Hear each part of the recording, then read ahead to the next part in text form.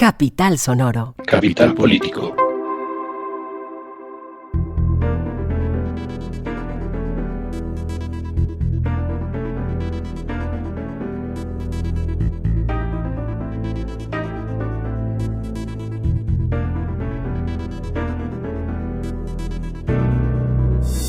Capital Político es un podcast que semana tras semana se ocupa de las noticias más importantes de Colombia, Bogotá y el mundo.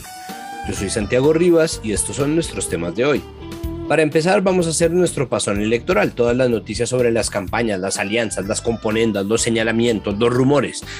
Después vamos a seguir hablando de elecciones, porque resulta que hay un rumor que no tiene nada que ver con ninguna campaña o la otra, con ningún candidato o candidata, sino con el hecho de que quieren, se supone, suspender al registrador Alexander Vega, poner un registrador ad hoc y, ojo, aplazar las elecciones. Ese rumor me parece que trae consigo unas implicaciones y unos peligros muy grandes, pues vamos a discutirlo con gente que sepa al respecto y vamos a terminar nuestro capítulo hablando sobre el regreso a los plazos normales de respuesta de los derechos de petición, porque finalmente, y después de mucho pelear por algo que tuvo que haberse hecho de manera automática una vez se normalizaran las cosas en las oficinas del Estado, se logró entonces que volviera a entrar en curso la ley de transparencia, que pone un plazo de 15 días para la respuesta de los derechos de petición. Puede que esto no parezca una cosa sumamente importante, pero créanme, lo es. Vamos entonces a empezar.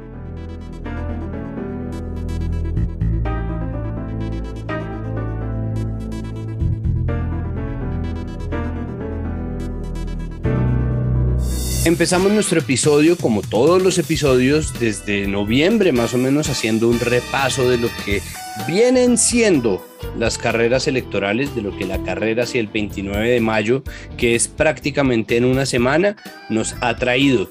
Al principio parecía que esta última, cuando ya se publican las últimas encuestas y queda un poco la foto, un par de debates por venir, un poco de cosas, nada como muy agitado. Eso o al menos era lo que nosotros pensábamos. Pues no, resulta que eso no es así. El panorama cambia y ahora parece que Rodolfo Hernández repunta o pareciera que repuntara. Yo no sé si estoy usando el condicional correcto. Bueno, el caso es que para analizar las últimas noticias electorales en nuestro último pasón antes de nuestro episodio preelectoral, se encuentra una de nuestras analistas favoritas, Daniela Garzón, de Paz y Reconciliación, Pares Colombia. Daniela, bienvenida otra vez a Capital Político. Muchas gracias por aceptar esta invitación. Hola Santiago, muchísimas gracias a ti por invitarme. Bueno, a ver, hoy se publican las últimas encuestas, ¿no? Hasta hoy hay plazo, si no estoy yo equivocado.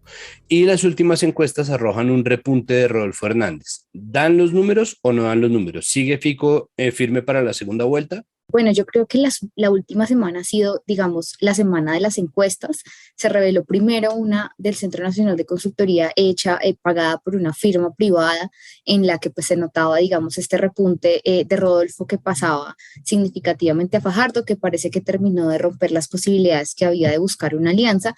Y pues ayer sale una nueva encuesta en la que prácticamente hay un empate técnico entre Federico Gutiérrez y Rodolfo Hernández. Hay que decir que las otras dos encuestas que fueron reveladas posteriormente, la de Inbamer y la de, que creo que fue Guarumo con el tiempo, perdóname, sí, pues ya muestran una distancia un poco más amplia entre Federico Gutiérrez y Rodolfo, pero pues la gran incógnita que produce esto es que primero, pues no habíamos visto que estuviera tan cerca Rodolfo Hernández del segundo lugar y pues que normalmente como en el ciclismo el que viene de atrás suele traer más energía que el que está tratando de resguardarse ahí en ese segundo lugar.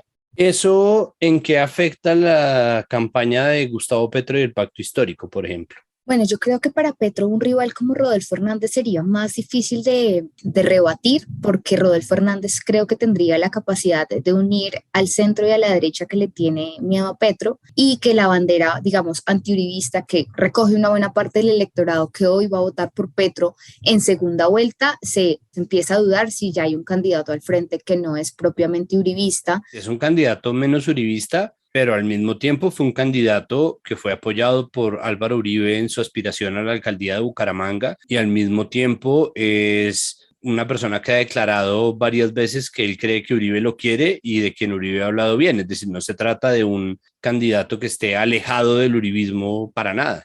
Yo creo que Rodolfo Hernández nos ha mostrado en esta campaña que tiene la capacidad de acercarse al árbol que más le dé sombra. También ha hablado muy bien de Petro, ¿no? Incluso ha dicho que buscaría una alianza con Petro. Entonces yo creo que sí es difícil para buena parte del electorado ubicarlo ideológicamente, por un lado, y segundo, creo que a diferencia de Federico Gutiérrez, que claramente con esta injerencia en política del presidente Duque se ha notado tanto como el candidato del continuismo, pues a Rodolfo le queda un poco más fácil distanciarse, aunque por debajo de cuerda puede que esté muy de acuerdo con algunas de las cosas que representa el uribismo. Entonces creo que ahí tiene un margen de ganancia, y además porque le es un poco más fácil recoger el antipetrismo en la medida en que ese centro disperso, yo creo que hoy de hecho ya vimos declaraciones incluso de Carlos Amaya diciendo que si Rodolfo Hernández pasa a segunda vuelta, él le hace campaña. Eso muestra un poco que en efecto hay unos votos ahí que normalmente se irían con Petro en caso de tener un rival uribista al frente, o sea que claramente es uribista al frente, y que cambiaría bastante si entra una persona que es más difusa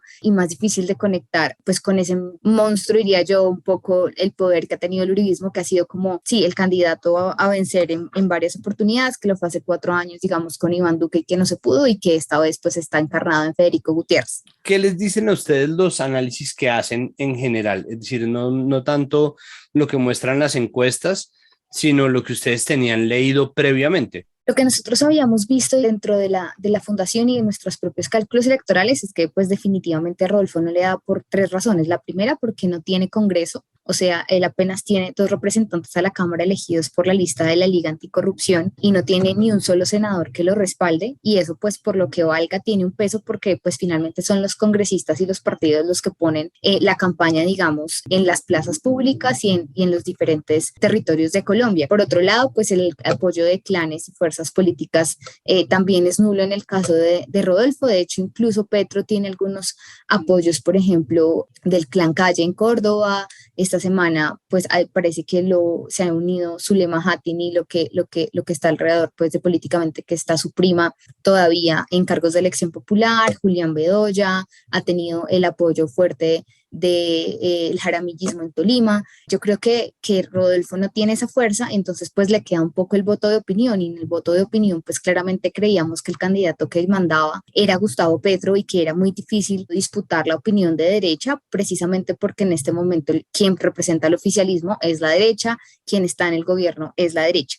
Entonces es por eso que a nosotros realmente las cuentas no nos daban, siendo muy optimistas con los votos de opinión y con el fenómeno que ha producido en redes. Calculábamos alrededor de unos 2 millones de votos en favor de Rodolfo Hernández, pero pues si cambiara el escenario electoral estaríamos hablando por lo menos de unos 6 o 7 millones para lograr pasar a segunda vuelta. ¿Qué tanto daño le ha hecho a Federico Gutiérrez ser el candidato del oficialismo? Creo que en este momento pues claramente no hay un hito electoral que pueda impulsar a Federico Gutiérrez, y por otro lado creo que la percepción que hay alrededor de lo mal gobernante que ha sido Iván Duque, pues claramente lo carga, porque aunque el uribismo no quiso sumarse a su campaña de manera formal, pues vimos que Oscar Iván Zuluaga renunció inmediatamente después de que se dio la consulta, lo cual mostró que estaban dispuestos a apoyar a otro candidato, y pues desde el principio era claro que ese candidato era Federico Gutiérrez. Por otro lado, pues como ya lo dije, creo que es claro que esta intención de Iván Duque de hacer parte de la campaña un poco de ladito, con eufemismos, no nombrando a Petro, pero sabiendo que era Petro, también nos hizo volver a ese escenario de 2018 entre Petro versus el de Uribe, y pues claramente el de Uribe entonces vendría siendo Federico Gutiérrez, y creo que en efecto carga el voto castigo que va a haber en contra del mal gobierno de Duque, pues porque la situación económica, social, política después de la pandemia realmente es lamentable. Tenemos además un desorden institucional también promovido desde la presidencia muy grave, y creo que a pesar de que uno cree que la gente no está tan pendiente de eso, sobre todo cuando la economía se ve, digamos, tan lastimada, que creo que hace 4 años ya estábamos entrando como en un periodo de recesión por la caída de las commodities y demás, ya no estábamos como en esa bonanza que también impulsó mucho Juan Manuel Santos. Este sin duda es un escenario económico que nadie se imaginaba y bastante pesimista, y creo que cuando a la gente le toca en la economía, pues normalmente lo que se busca es virar en términos políticos, porque no tiene sentido continuar con algo que se siente que viene mal. Volviendo a las alianzas, ¿qué impacto puede tener el guiño que le hizo Alejandro Gaviria a Gustavo Petro a través de redes sociales? Creo que Alejandro Gaviria, pues primero fracasó como en su primer intento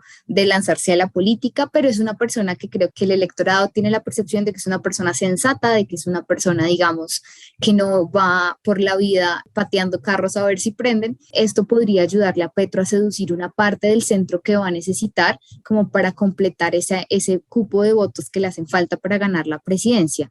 Colombia siempre ha estado buscando como esa figura de la moralidad y del político impoluto, y por mucho tiempo ese fue la figura de Antanas Mocos, y creo que los últimos cartuchos los intentaron quemar, por ejemplo, en la campaña para el Congreso, algunos de sus seguidores ahorita en 2022. Creo que Alejandro Gaviria pues ha intentado como esa figura, pero pues su personalidad no le da para decir como lo mío es la moral y la inamovilidad, y creo que eso es lo que hace que puedan conversar también con Petro, porque creo que la gran lección que aprendió Petro de 2018 a 2022 es que la política se hace negociando, y la política a veces se hace con gente que a uno no le parece la mejor, ni la más santa, ni la más limpia, pero que si uno quiere tener resultados electorales, esa es una vía. Pero ¿será que la analogía con Venezuela todavía funciona? Yo creo que el discurso en contra, digamos, de Venezuela dejó de funcionar fue porque las cosas allá se normalizaron y dejaron de ser dramáticas, incluso en términos de la ola migratoria que vivió Colombia de unos 6, 7 años para acá. Nosotros hemos vivido como, yo no sé si una desinstitucionalización, pero sí un aumento brutal en la desconfianza en las instituciones, que hace parte, digamos, de una democracia sólida, que la gente crea que los mecanismos que existen de pesos y contrapesos, pues en efecto actúan de manera justa, más o menos equitativa y más o menos guiadas por el derecho y no por lo que les parece a los funcionarios, y claramente este gobierno nos está entregando en esa materia pues unos resultados muy malos. ¿Dónde ve usted la caída de la campaña de Fajardo? Yo creo que hay varios factores. El primero, que buena parte, digamos, de lo que consolidó la Alianza Verde en muchos años de trabajo se concretó en la alcaldía de Claudia López, y claramente a Claudia no le ha ido bien, y creo que eso golpeó mucho al centro. Por otro lado, pues creo que le pasa factura al centro, pero golpeado Sergio por haber sido quien ganó la consulta, pues esta implosión que ya analizábamos en otros episodios de Capital Político, y es que pues definitivamente la entrada de Ingrid no les aportó un voto, y lo único que hizo fue dañar los acuerdos que ellos habían con mucho esfuerzo logrado. Y también creo que Fajardo pues lamentablemente no logró conectar con asuntos que son hoy primordiales dentro del discurso, que es la lucha contra la pobreza. Millones de personas cayeron en la pobreza por culpa de la pandemia. Tampoco logra conectar con el estallido social, y cada vez se les dibuja más esta bandera de la educación, más después de, digamos, de que ha habido sucesivas protestas en las que las universidades han sido protagonistas, y nunca se lo ha visto tan conectado con ellas, ni tampoco es claro qué es lo que le propone al país en esa materia. Entonces yo creo que toda esta conjunción de elementos es lo que finalmente hacen que Fajardo caiga, y pues finalmente la aparición de Rodolfo Hernández como un fenómeno de opinión, pues digamos que yo creo que los votos de opinión y también los votos de maquinaria en general pues son una torta estática. Entonces en la medida en que uno gana, otro pierde, es un juego de suma cero. Pues ahí en todos esos escenarios definitivamente Sergio Fajardo perdió. También hay que recordar lo de Hidroituango, que yo la verdad no sé qué tanto eso lo haya golpeado en términos de opinión pública, porque es un caso complejo y difícil, y pues no sé qué tanto bombo se le haya hecho. No sé realmente si Isabel Zuleta haya tenido razón en que esa fue la razón por la cual él bajó en las encuestas, pero creo que esa suma de elementos hacen que hoy pues el fracaso para él sea enorme, y había muchas más expectativas hace un año respecto de qué podría haber hecho la coalición de la esperanza en estas elecciones. Pues Daniela, muchísimas gracias por aceptar esta invitación. Espero que nos oigamos otra vez pronto, ahorita que vienen las elecciones en Capital Político. Muchísimas gracias. A ti, Santiago, un gusto siempre conversar contigo, y pues igual estamos a la expectativa. Yo creo que ahorita nadie podría hacer una apuesta certera sobre lo que va a pasar el 29 de mayo. Esperamos, y quisiera hacer un llamado a que sean unas elecciones pacíficas, porque haciendo autobombo en nuestro informe de violencia política, la muestra es que está un poco muy tenso el ambiente, y eso sí podría, digamos, traer consecuencias muy negativas para la jornada electoral.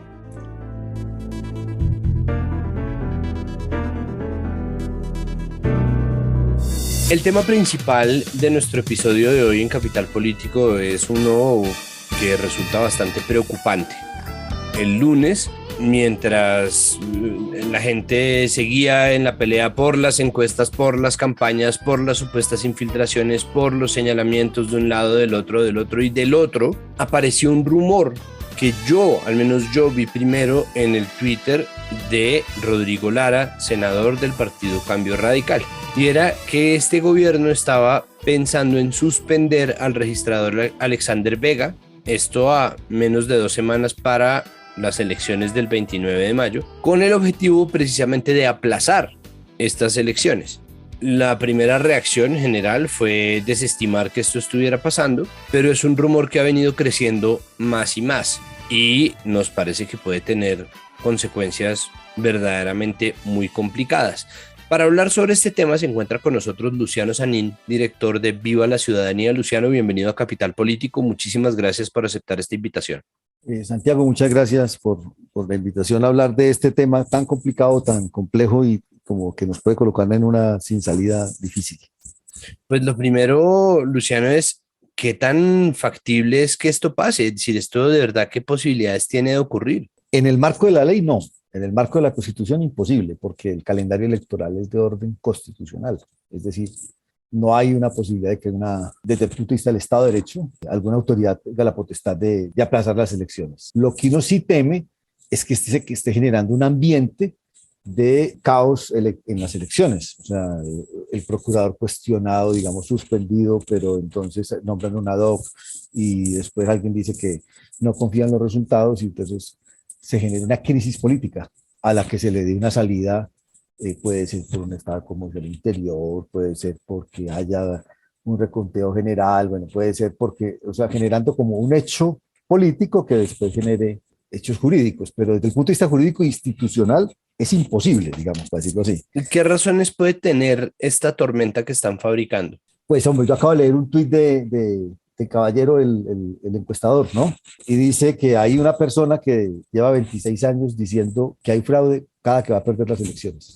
César Caballero lo dijo de una manera, o sea, me pareció muy, muy ilustrativa. Te lo voy a leer, ¿sí? Para que lo analicemos. A ver, César Caballero dice: ¿algún político ha usado cuando cree que perderá el miedo al fraude de manera recurrente?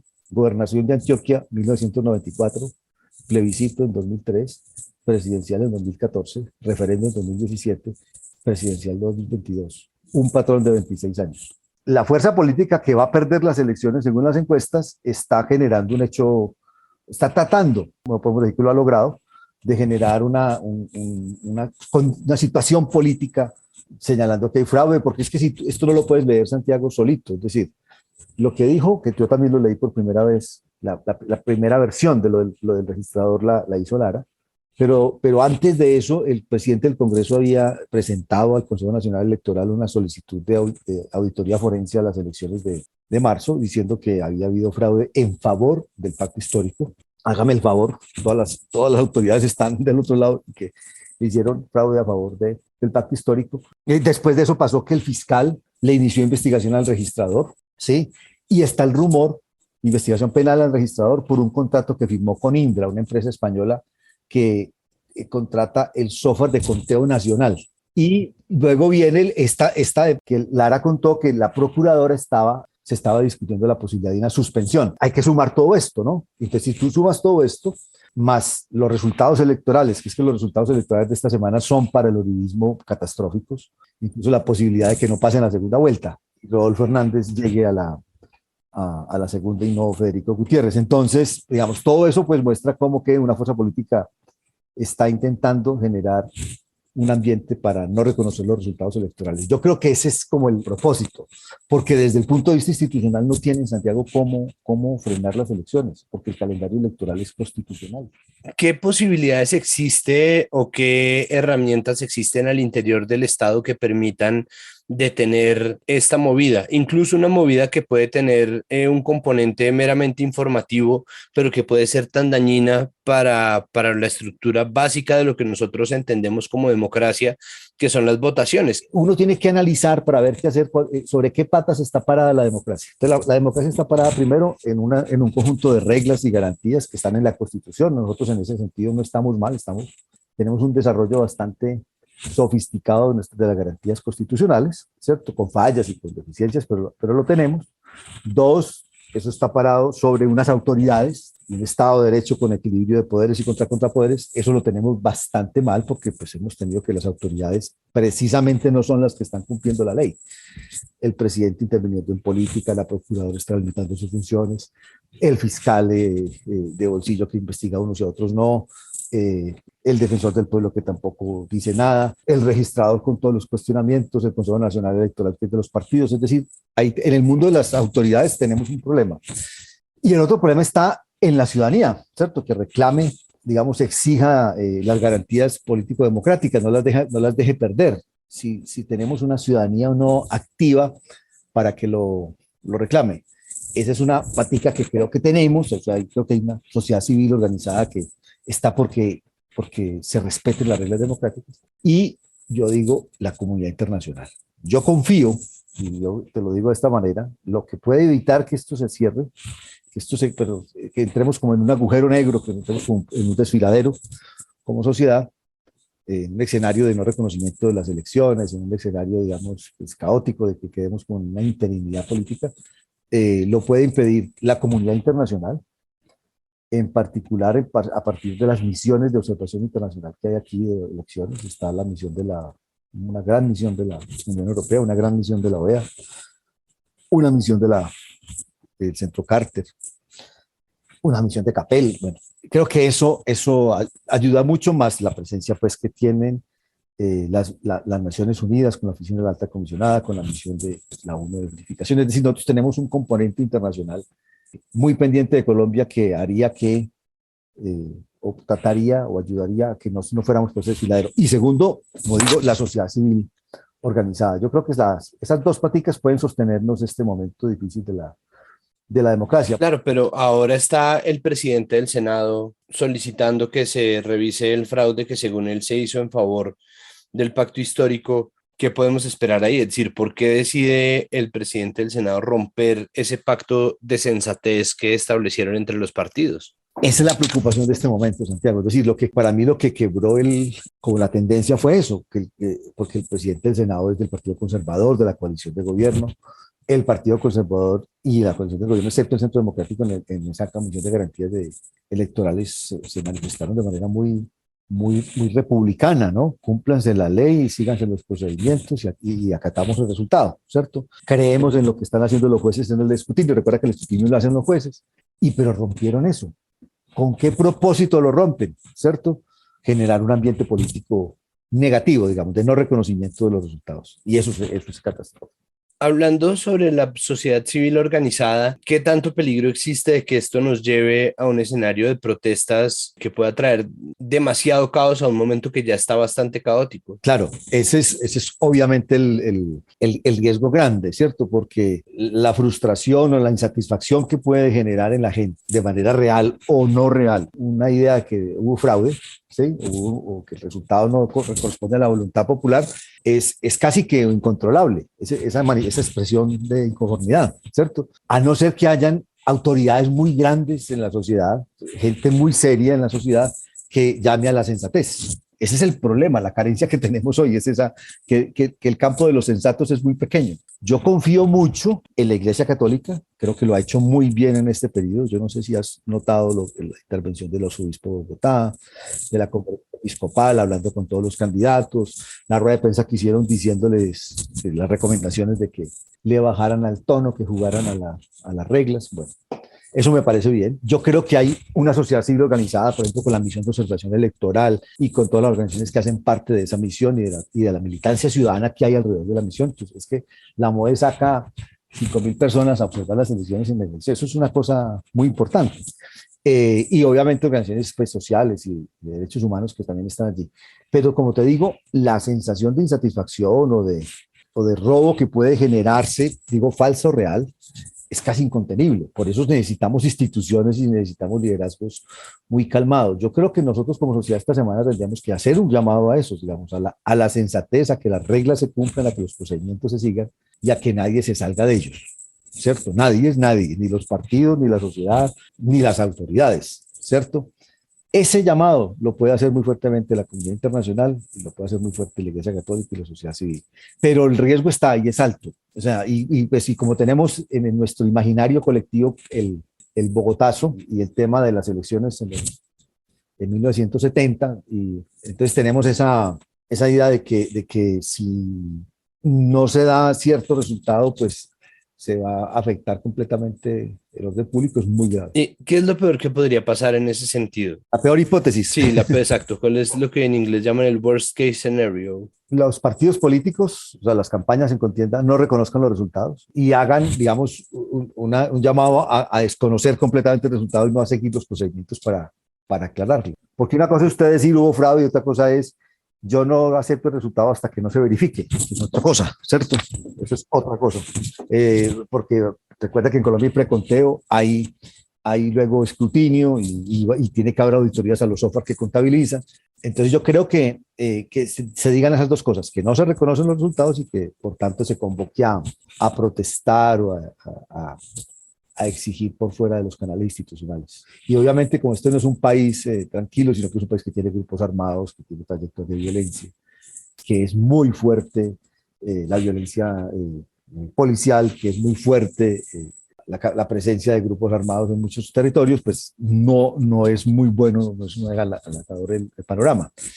Digamos, desde el lado negativo. El lado positivo sería, digamos, que tenemos un escenario, imagínate tú, para poner un ejemplo así, esos así como de final como de fútbol, ¿no? Que en el minuto 94, un penalti, estaríamos como más o menos así como que Petro llega al 49%, 50% y Rodolfo y Federico quedan empatados. Te puedes imaginar o sea, los tres al mismo tiempo exigiendo o señalando que puede haber algo mal en el resultado. Yo confío mucho en que desde la sociedad y desde la comunidad internacional se llame a la sensatez. En primer lugar, a las autoridades tienen que mantenerse en la ley. En segundo lugar, obviamente a los partidos políticos en contienda.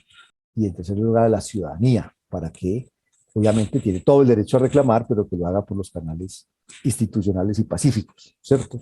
Creo que ese llamado a la ponderación, a la moderación, y eso no quiere decir a que usted no reclame, porque no estamos llamando a que el que pierda, si crea que hubo fraude, se quede callado, ¿no? Puede expresarlo, pero que no lo haga por violencia o con salidas por fuera de las instituciones. Pues sí, esperemos entonces que las cosas salgan lo mejor posible y pues cualquier novedad que surja, volveremos a llamarlo a ver qué es lo que está pasando. Luciano, muchísimas gracias por estar aquí con nosotros en Capital Político. Bueno, Santiago, que estés muy bien y esperemos que no pase nada y que lo que tengamos es tranquilidad después del 29.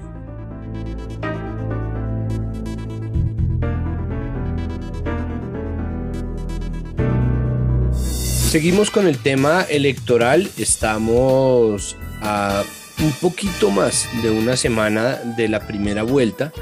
Tenemos que seguir hablando sobre este rumor que corre, que está cobrando unas dimensiones, en mi opinión, demasiado grandes para el momento en el que estamos. Pero además de eso, hay unas cifras que vale la pena revisar y existe una serie de controles que deben hacerse a los candidatos, a las candidaturas, a las campañas.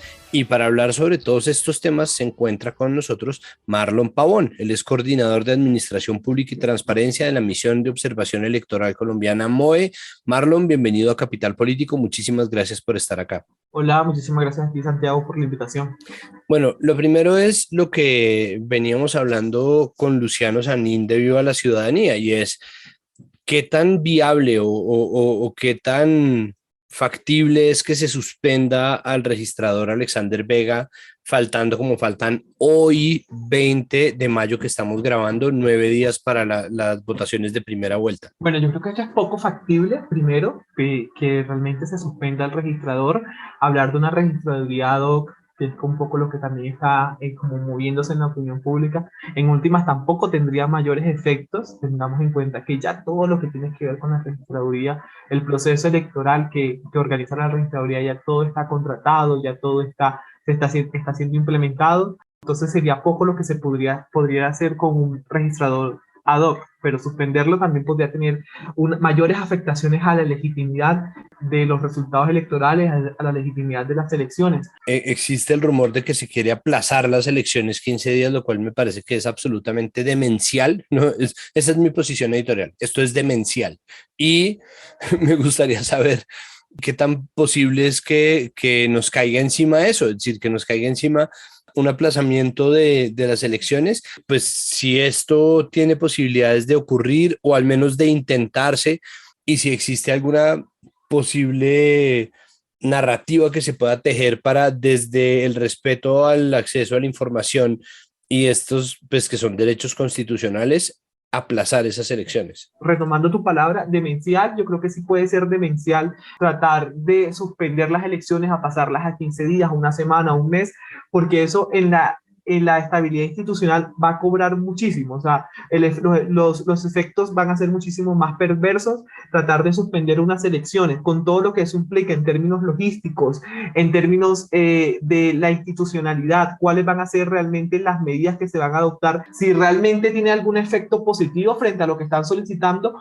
o si por el contrario, este simplemente puede ser un llamado para, no sé, convocar movilizaciones o para generar algún tipo de zozobra frente a los resultados electorales. Entonces yo creo que es muy peligroso que esto suceda, es muy peligroso que se suspendan las elecciones, es muy peligroso que en este momento se nombre un registrador ad hoc o que retiren por completo al registrador en estos momentos, porque yo creo que los efectos van a ser muchísimo más negativos. Bueno, pasando a otro tema, ya estamos de verdad muy cerca de elecciones.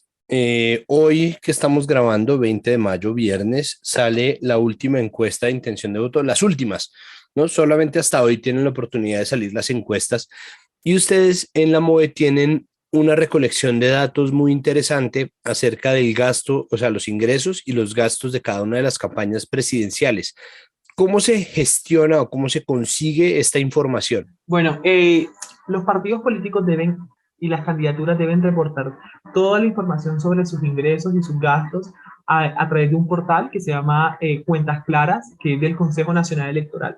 Nosotros como Misión de Observación Electoral, pues gracias al Consejo tenemos un acceso a esa plataforma y a partir del acceso que nosotros tenemos, lo que hacemos es descargar la información que se espera que sea la información, una información que ya esté verificada, que sea una información que responda a la realidad, que es una información que sea válida. Nosotros descargamos esas bases de datos y a partir de ahí le hacemos seguimiento a lo que van reportando las diferentes candidaturas, no solamente para presidenciales, sino también para cualquier tipo de elección. ¿Qué datos tienen ustedes o cuáles son los últimos datos? Estoy viendo aquí la tabla. Quienes más reportan es Gustavo Petro, reporta ingresos por 19.402.200.000 pesos.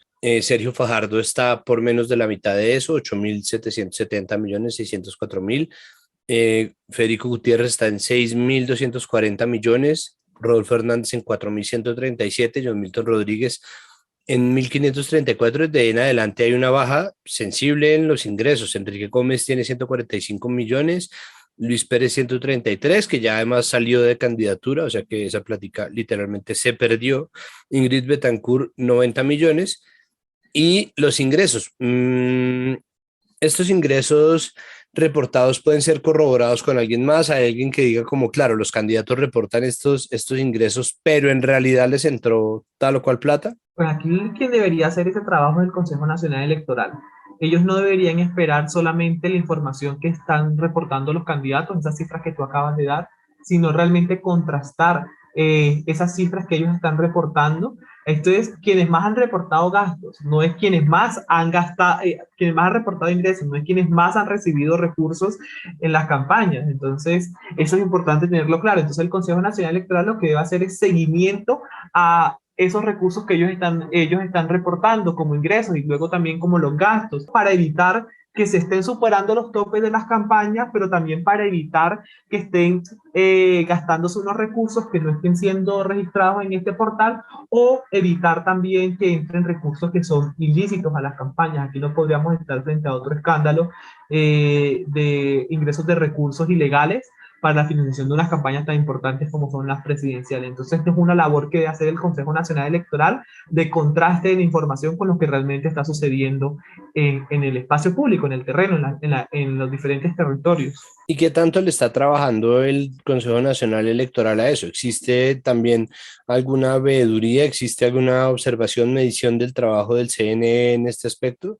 El Consejo Nacional Electoral tiene muchas debilidades, Santiago. El Consejo Nacional Electoral es una autoridad que está aquí solamente en Bogotá. Para las elecciones de Congreso ellos contrataron unos tribunales electorales que hacen presencia a nivel, pues, territorial. Lo que se conoce es que estos no están funcionando para las presidenciales, pero así estuviesen funcionando, hay muchas debilidades en el seguimiento que hace el Consejo Nacional Electoral porque no cuentan con las capacidades técnicas y con los conocimientos técnicos para hacerle este tipo de seguimiento. Es quizás uno de los temas más sensibles en los cuales el Consejo Nacional Electoral debería estar al frente. No se conoce con mayor claridad o no existe claridad frente a qué investigaciones han adelantado, cuáles son el reporte de las acciones que hayan adelantado o por ejemplo, si han evidenciado algún tipo de irregularidad en las diferentes comisiones de seguimiento electoral.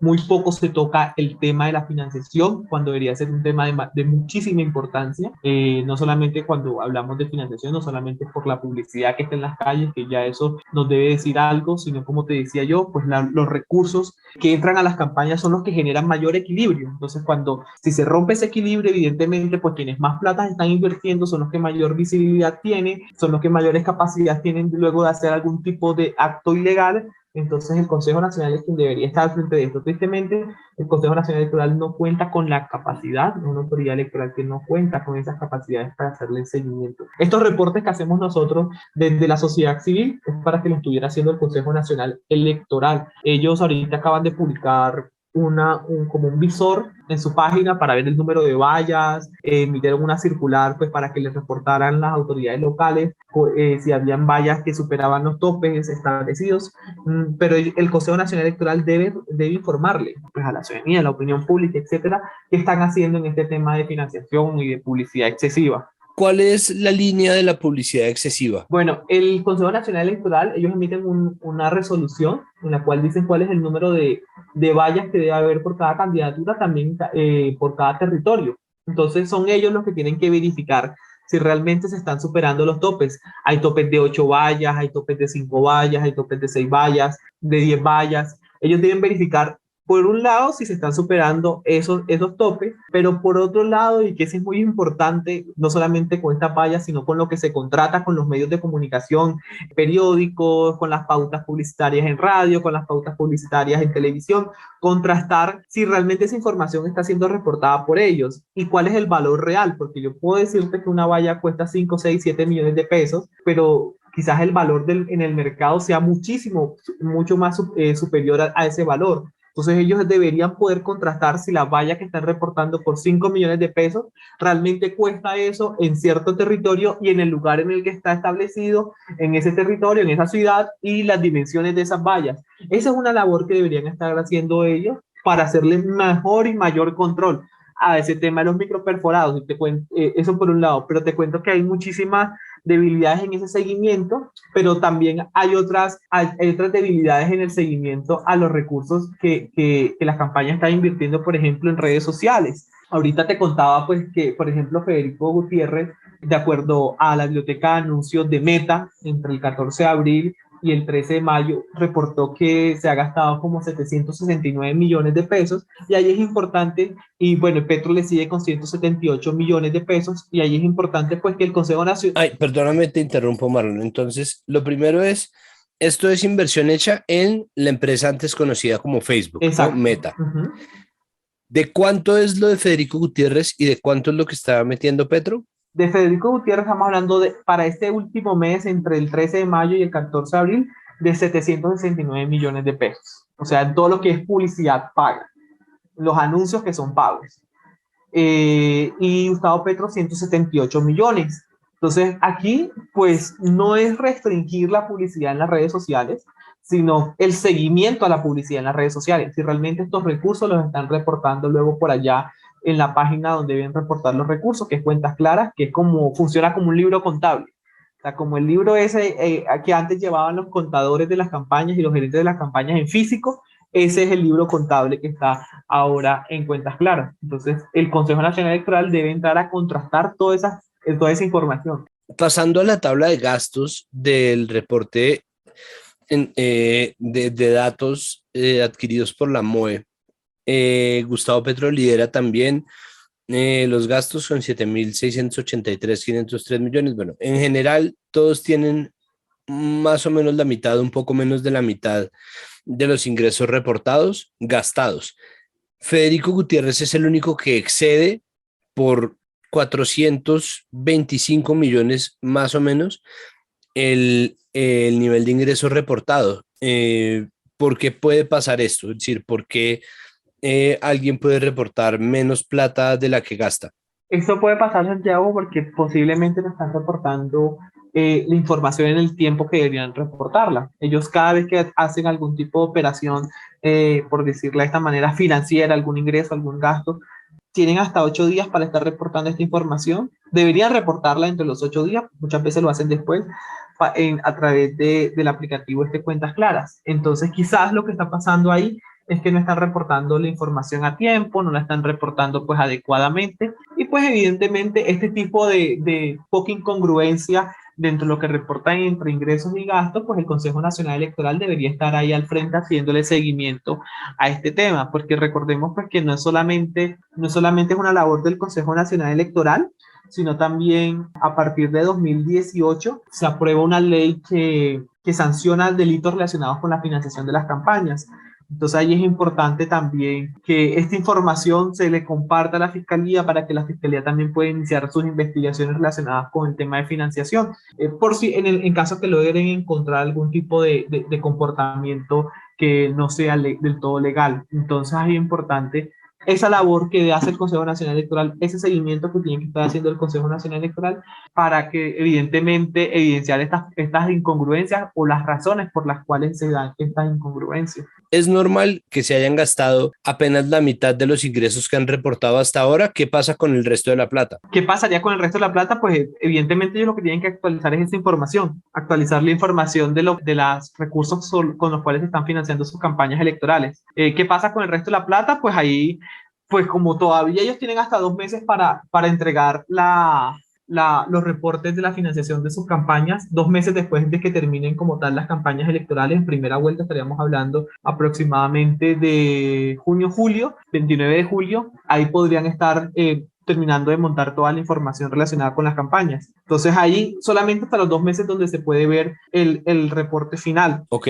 bueno, claro, no, yo lo preguntaba era simplemente pensando si no deberían gastarse exactamente la cantidad de plata que les entra. Deberían estar generando los gastos a partir de toda la cantidad de la plata que les entra. Si no, de todos modos, ellos tienen que reportar por qué no se gastaron toda esa cantidad de plata que les entró. ¿Y qué se hace con el sobrante? ¿Qué se hace con el sobrante? Pues el sobrante, pues ellos deben reportar, evidentemente deben reportar hasta dónde fueron los ingresos y hasta dónde fueron los gastos. Y el sobrante, pues evidentemente eso se cuenta como un ingreso, ya eso es un ingreso y otra cosa son los gastos, porque son dos reportes totalmente diferenciados. Y con el sobrante, pues ellos deben determinar hacia dónde se va a destinar esos recursos que ingresaron pero que no se gastaron. ¿Qué se puede hacer para generar mayor transparencia? Bueno, por un lado, pues evidentemente todo el trabajo que debe hacer el Consejo Nacional Electoral, del seguimiento a los recursos, de contrastar, como te he dicho, la información que ellos están reportando para que evidentemente corresponda a la realidad de sus campañas. Pero por el otro lado, también nosotros como ciudadanas y como ciudadanos podríamos aportarle a esto. Y es si nosotros encontramos que hay amplias campañas o campañas con amplias digamos, vallas o procesos de convocatoria supermasivos en el espacio público, que estamos hablando de cierres de campaña con una logística súper impresionante. Esa información también la podrían reportar. Nosotros tenemos un portal que se llama pilasconelvoto.com. Ahí nos pueden pasar toda la información, fotos, videos, el lugar donde se realizaron estos cierres de campaña, donde se encuentran ubicadas estas vallas publicitarias.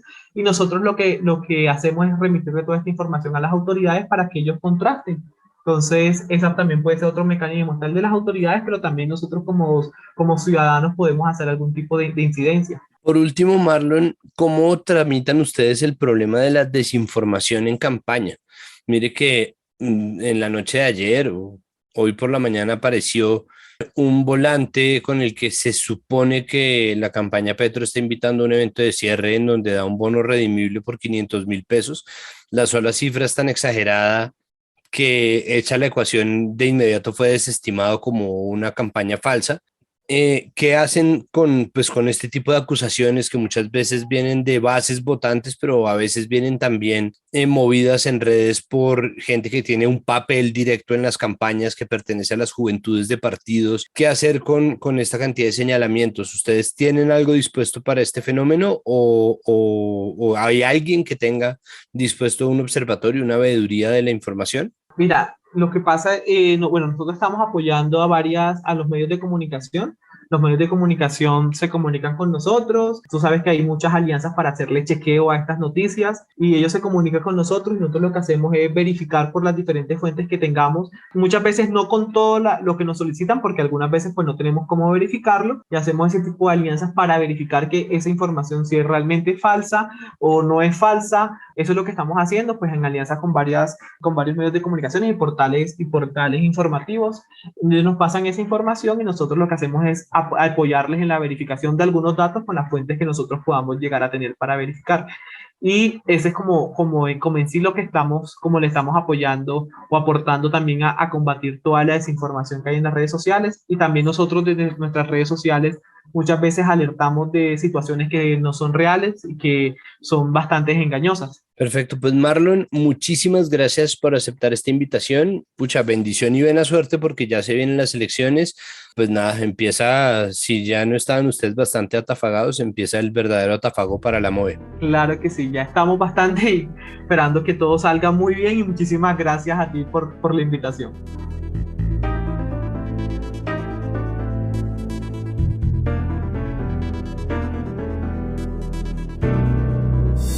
Continuamos y en este episodio de Capital Político tenemos la dicha de contarles, por fin, cada tanto pasa, una buena noticia. Resulta que el gobierno ya está obligado a devolver a los plazos normales las respuestas de las entidades públicas a los derechos de petición. Yo sé, como se los dije en el momento en que estábamos hablando de este tema con la representante Juanita Gubertus, yo sé que esto era un tema que parecía menor, no es un tema vistoso, no es un tema que parezca que es absolutamente fundamental, pero el derecho de petición es una parte clave de nuestra relación con las entidades del Estado y es uno de las pocas garantías de velocidad y eficiencia que nos entrega la Constitución política. Entonces, para hablar sobre ese retorno a los tiempos normales se encuentra con nosotros María Paula Martínez, asesora de la dirección de la Fundación para la Libertad de Prensa, FLIP. María Paula, bienvenida a Capital Político una vez más. Hola Santiago y gracias por la invitación y pues sí, celebremos que volvimos a los tiempos un poco tarde, pero mejor tarde que nunca. Cuénteme por qué se tomó tanto tiempo. Pues yo creo que es una movida de opacidad como otras de este gobierno que no pasan por negligencia, no hay ninguna otra razón, porque la razón por la que se dio, digamos que tenía que ver con la pandemia y en ese momento la Corte sí dijo que era proporcional, es decir, todo estaba en pausa, estábamos viviendo una distopía, no se podía salir de la casa, no se podía ir a la droguería, no podíamos hacer mercado, pues por supuesto que los funcionarios y las funcionarias públicas estaban en su casa, las lógicas del trabajo eran rarísimas y cumplir con los 15 días que la ley de transparencia estipulaba era complicado dadas esas circunstancias. Lo que fue muy atípico es que cambiado el panorama, es decir, desde hace ya meses que volvimos a la presencialidad, que las entidades están operando de manera regular, que ya no estamos confinados en horarios específicos, que no, cuando todo eso empezó a cambiar, pues los tiempos no lo hicieron, entonces pues ya no había razón de proporcionalidad para que fuesen 30 días. Y para algunos es, pero bueno, pues 2 semanas más, lo importante es que entreguen la información. Pero es que desde que se estableció la ley de transparencia, que es en el año 2011, es decir, cumplimos el año pasado justo 10 años, pues ha habido toda una tarea de organizaciones como la FLIP y otras como de Justicia, Transparencia por Colombia, la Fundación Ocasa, para trabajar para que se cumplan los 15 días, que ya es difícil, para que los formatos y para que todo el gobierno, digamos, se alinee con una idea de Estado abierto, de gobierno en línea. Entonces, es un proceso que llevaba 10 años, que ya los 15 días suponían, sobre todo para el ejercicio periodístico, una demora grande, ¿no? Una demora amplia, que tocaba siempre negociar ahí en las salas de redacción, pues porque no tocaba pedirlo y son 15 días, pues 30 ya está sobre, ¿no?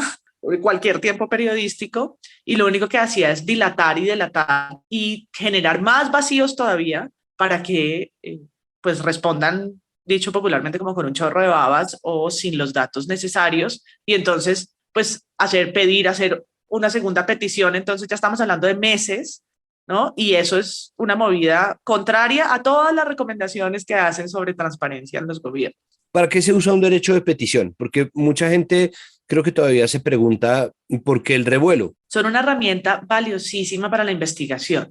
que permite que cualquier ciudadano, no tiene que ser además periodista, puede ser cualquier ciudadano, ciudadana, solicite a entidades del Estado, entidades públicas, organismos del Estado, información de distintos temas, información pública, y la entregue en los formatos en los que uno la solicita, es decir, que no se vale un PDF de 900.000 páginas donde yo no puedo, digamos, entender la base de datos que me están entregando. O sea, la ley es muy completa. Primero, llama al Estado para que tenga una actitud de transparencia, es decir, que también disponga de muchos datos para que uno no tenga que pedirlo todo. Y eso ya ha venido pasando. En los últimos 10 años vemos que pues, hay muchas cifras y open data, digamos, del gobierno que ya la entregan por sí. Pero, por supuesto, hay mucha otra que no, y que además invita a periodistas a que la utilicen para descubrir grandes historias que están ahí en contratos públicos, que se pagan con el erario público, y que esa ley nos da el derecho de preguntar qué están haciendo con ese dinero público los funcionarios públicos. Entonces, muchas investigaciones periodísticas que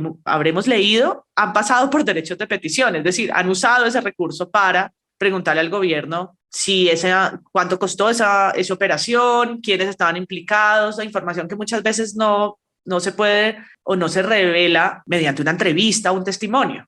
En la contratación, en los documentos que se solicitan en ese derecho de petición, pues eso es el insumo, ¿no? de estadístico, de datos verificable más importante. Entonces, esas demoras, por supuesto, le convienen también a muchos funcionarios públicos, que es gracias a esos derechos de petición y esa exigencia que tienen las entidades de contestar, que se han visto investigados por procesos de corrupción o simplemente por haber faltado a cualquiera de sus obligaciones, y que hay evidencia en unos documentos que reposan en su propia oficina.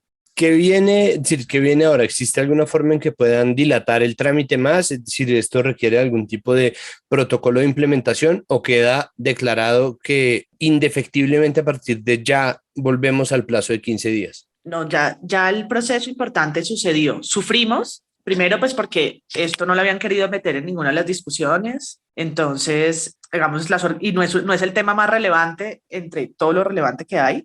Y habíamos estado junto con varias organizaciones, como dije, y también, por supuesto, con el apoyo de algunos senadores, revisando si este tema entraba o no entraba en la agenda, entraba o no entraba en la agenda. Entró en la última legislatura, ¿no? La FLIP se había pronunciado en diciembre, ¿no? Diciendo, pues, preocupado, ¿no? Expresando su preocupación porque estos tiempos no volvían y que se discutiera.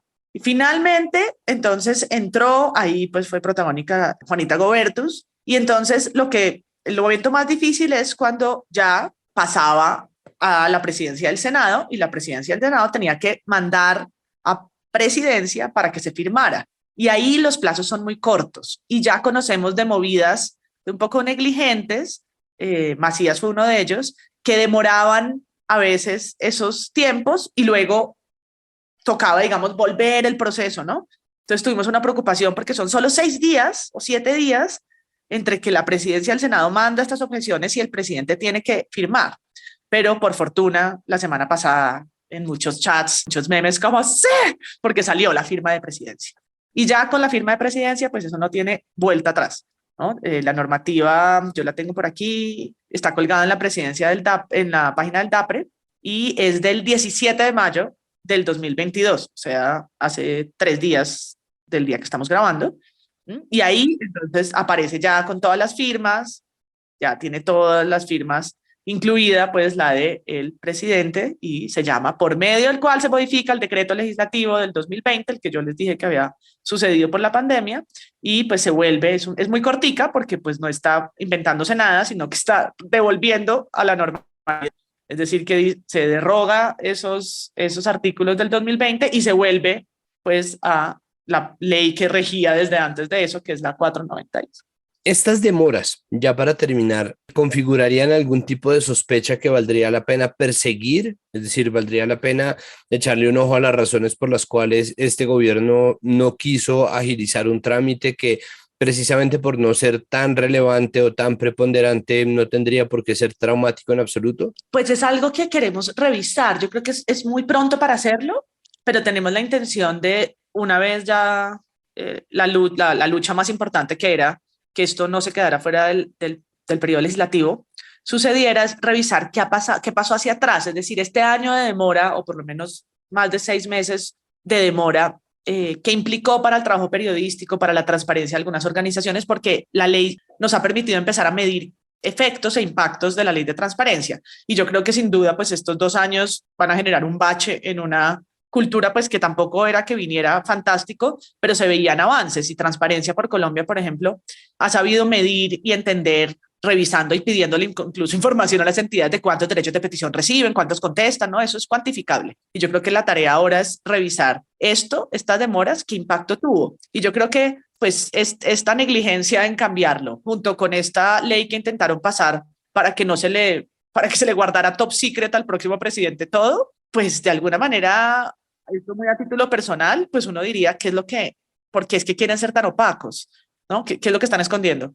Entonces yo sí creo que si uno empieza a juntar unas con otras, pues se empieza a dar cuenta que sí hay una intención de restarle transparencia a procesos que venían más o menos bien, ¿no? Con sus fallas y lo que sea. Pero es que, comentario aparte, ayer hablaba con un amigo y decíamos, es que hasta pedir un pasaporte se dañó. O sea, hay procesos que eran sencillos y transparentes, como salir después de 1 hora con el pasaporte en la mano, que ahora parecen difíciles, opacos, complejos, ¿no? Hay que entrar a la página 1 hora, no funciona, todo lo de gobierno en línea, que se supone debe solo mejorar con el tiempo, pues porque la conectividad mejora, porque la estructura tecnológica mejora, fue en detrimento, lo cual es absurdo. Sí, de acuerdo, y además, sí, es que no hay nada más sospechoso que unas puertas mega cerradas, ¿no? Unas puertas constante y deliberadamente cerradas, como las manos atrás de un niño que acaba de hacer algo malo, son casi una confesión manifiesta, pero obviamente pues hay que investigar. Claro, y entre más candado le ponen, pues a los periodistas y a las periodistas nos dan más ganas de abrirla.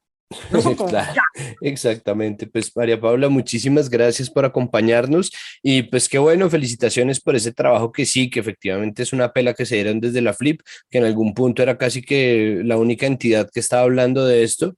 Entonces, pues gracias y felicidades. No, pues que lo usemos, ahora sí a usarlo, que yo creo que además antes de que se acabe este gobierno es necesario preguntar más preguntas.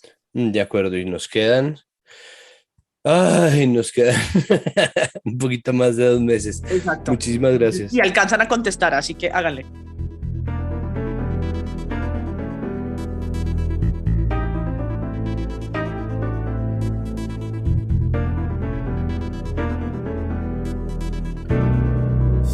Y hasta aquí nuestro episodio de Capital Político.